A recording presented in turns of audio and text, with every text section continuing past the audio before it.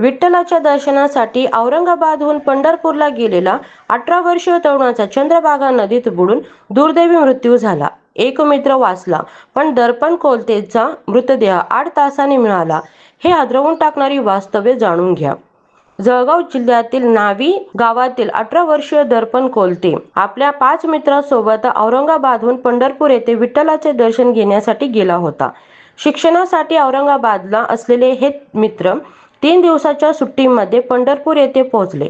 नेमकं काय घडलं पाहण्याआधी घटनेची सत्यता चॅनलला सबस्क्राईब करायला विसरू नका, जेणेकरून अशा महत्त्वाचे अपडेट्स तुम्हाला मिळत राहतील. चला जाणून घेऊया. दर्शनाआधी ते चंद्रभागा नदीत आंघोळीसाठी गेले. यावेळी दर्पण आणि त्याचा मित्र मनोज कापडे नदीत उतरले. मात्र पाण्याचा अंदाज न आल्याने दर्पणचा पाय घसरला आणि तो नदीत बुडला. मनोज देखील बुडत होता, पण दिगंबर पवार नावाच्या मित्राने आरडाओरड करून भाविकांच्या मदतीने त्याला वाचवले.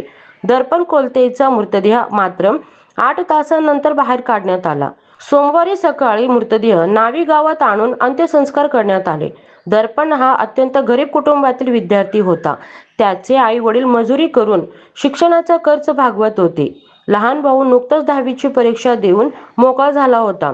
दर्पणच्या निधनाने संपूर्ण गावात व्यक्त होत असून विठ्ठल दर्शनासाठी गेलेला एका स्वप्नवत प्रवासाचा असा दुःखद अंत झाल्याने कुटुंबावर व परिसरावर शोककळा पसरली आहे.